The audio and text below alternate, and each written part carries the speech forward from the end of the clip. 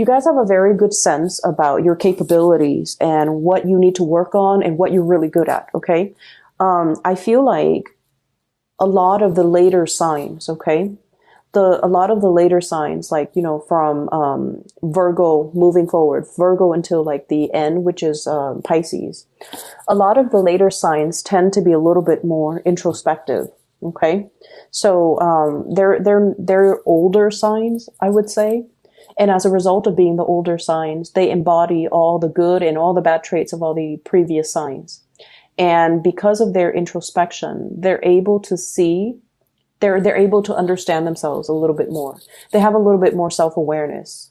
And I feel like out of all the water signs, you yourself, you're a fixed sign. So you have very strong likes and dislikes. You know exactly who you are. And even if, for example, no matter what happens around you, if you're around good people, if you're around bad people, if there's chaos around you, you are able to maintain your center of gravity. So that means you don't change with the tides, okay?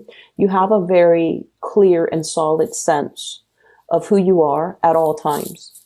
So hanging around with bad people doesn't turn you bad. And this is something that's very true of fixed signs. We know who we are. We know what we're capable of. We have our own sense of ethics and morality, even from a very, very young age. And so when we hang around bad people, they don't influence us to be bad. We don't really succumb to peer pressure because we know who we are. We don't need to do anything to get other people to validate us or to get other people to accept us. And I feel like this is what I mean with this spread, okay? You're aware of your capabilities, of your strengths, and of what you need to work on.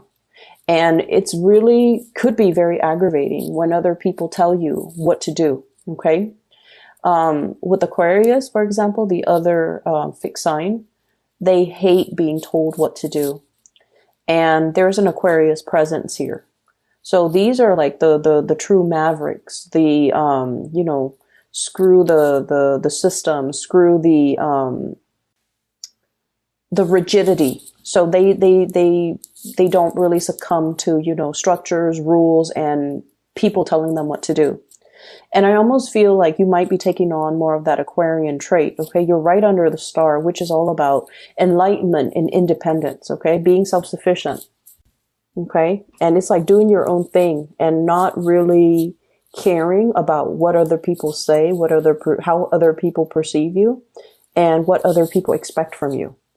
And I feel like that's what's happening here. And it's like, come what may, I'm going to stand my ground. I'm going to stand in a very solid way. Okay. So what you're looking at here is this giant wave that's coming towards you. It's carrying the ship towards you. And you're on a throne that is made from rock, okay? But you're not sinking. So what I feel here is you are anticipating a very, very bright future with the star card, healing, inspiration, brightness. And it's also about finding your true path, okay? This is like the destiny. So I feel like many of you have a very, very clear, solid vision of what your future is supposed to look like. And you know what you're supposed to do. You know where you're supposed to go. And then as a result of that, you only listen to your inner voice, your inner guidance. And so no matter what's happening around you, you don't really give it any mind. Okay. If there are bad elements around you, Seven of Swords indicates sneaky behavior, lying, cheating, deceitful energy. If this energy is around you, it doesn't really faze you. You have really keen insights into human characters as well, human motives, as well as, you know, when someone comes to you and they have ulterior motives, you can smell it a mile away. If somebody is telling you something and their actions contradict whatever they're telling you, you can sniff it out. You catch hold of all of these inconsistencies in their stories, in the way they behave. And if someone comes at you and they pretend to be nice when they in fact want something from you, you know, you have this innate sense of deep knowing when somebody is not being 100% truthful with you. And I feel like, you know, they can carry on with the charade, But sooner or later, I just feel like you're not going to confront them. You're not going to tell them like, oh, I'm done with you. I feel like you could just exit the picture without really giving them an explanation. A lot of the signs that have been involved with Scorpios, they do complain that you guys are secretive and you guys go into a habit of like ghosting people, just disappearing without a trace. And I feel like what that denotes is you understand what people's intentions are. You understand what people are up to. And when they're up to no good and they're not very upfront and honest about it, you don't even need to confront them. You don't even need to like have a conversation with them about their behavior. You just automatically, cut the ties and ghost them and just disappear from their life because to you is really not worth it. But what I'm feeling here is despite of whatever company you keep, they might be dubious company. They don't really influence you, once again, because you have that really strong sense of self. And the reason I bring this up is I feel almost like there has been, the life of a Scorpio is very, very transformative, okay? Scorpio people have really deep karmic lessons that they have to learn. And you can be in any age bracket watching this.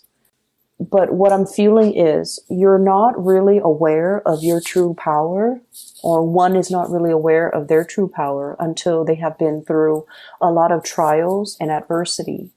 When we're put in a very, very tight situation, that's when we have to respond from a fight or flight type of, instinct. And I feel for many of you, you have never,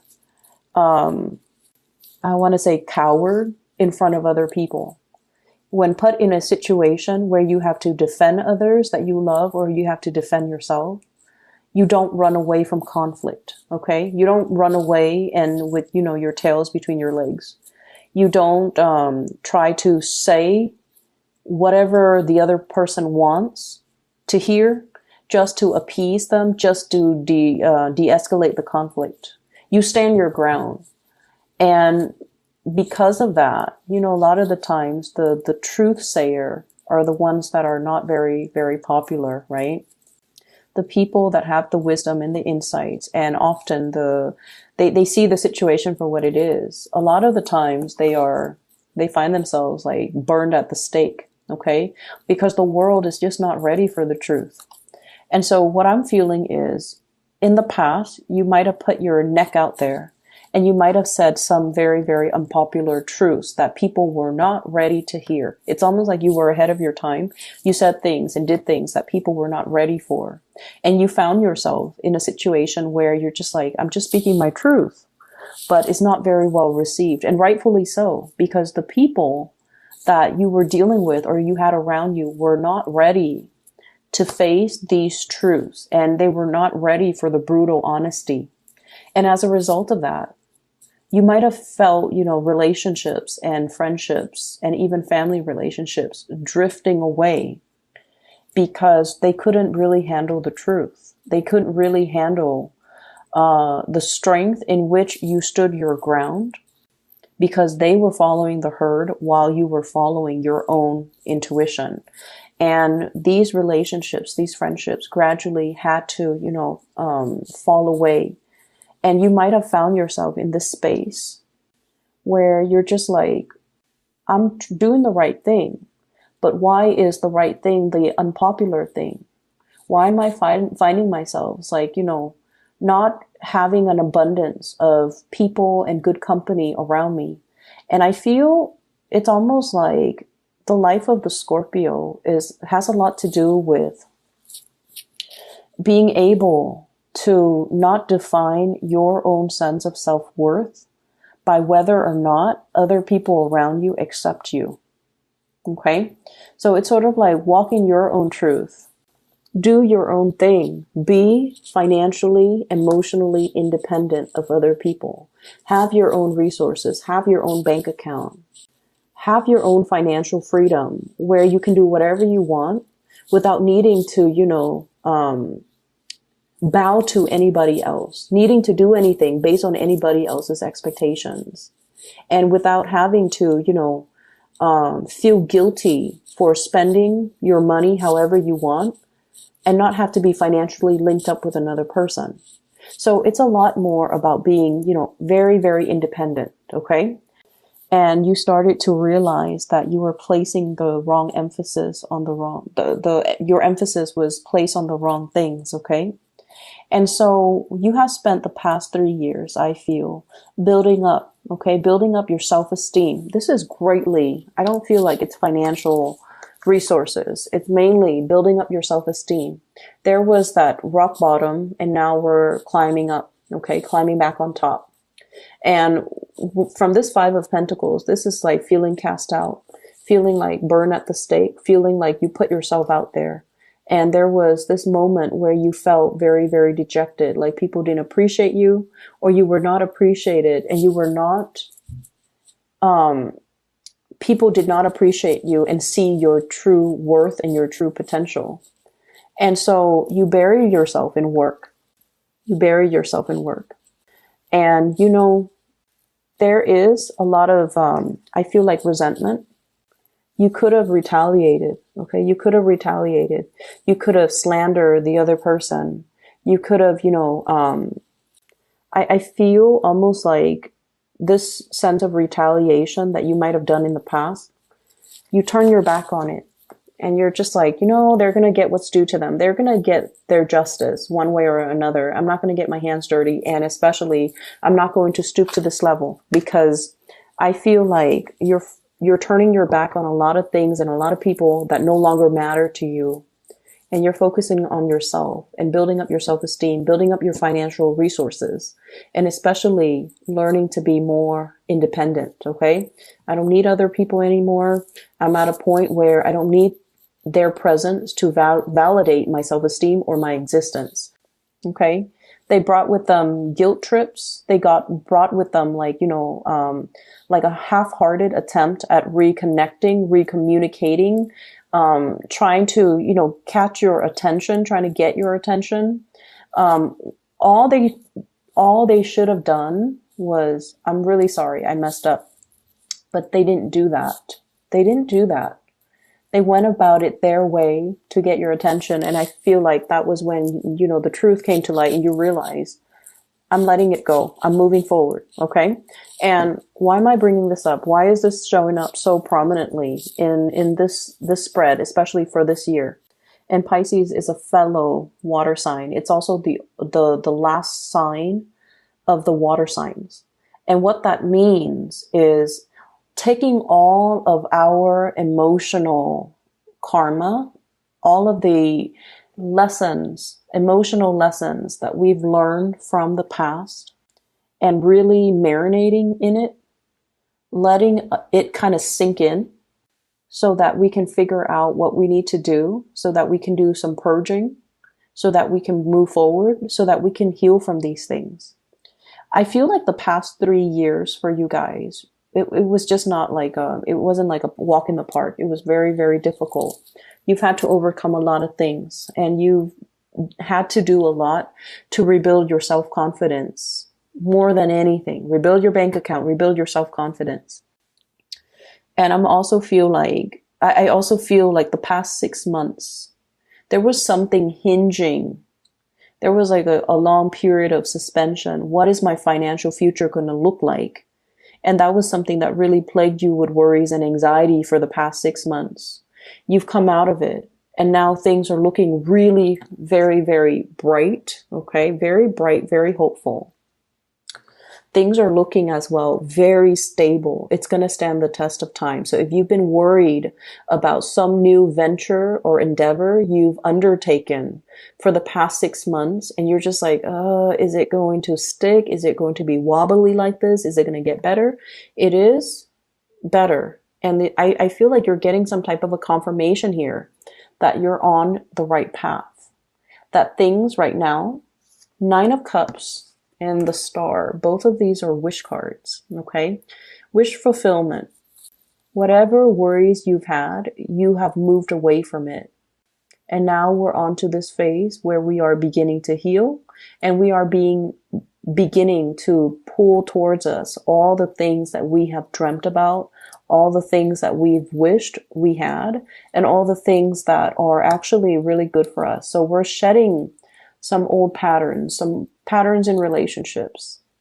For those of you who have been single for a very long time, and I do see this as, you know, Nine of Pentacles, this is a singles card for a very long period of time.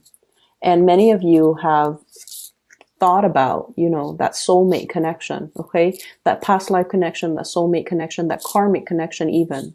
You have shed those karmic past life connection. And you're longing for a reunion here with the soulmate. And you're wondering, why is it taking so long?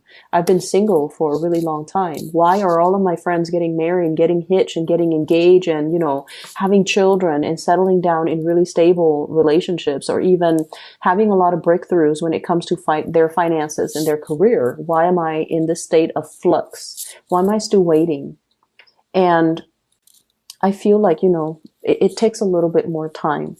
You're letting go of the very last remnants of the past in order to move away from it. Many of you are going to be able to get into a very, very solid relationship where the other person is going to work at it with you.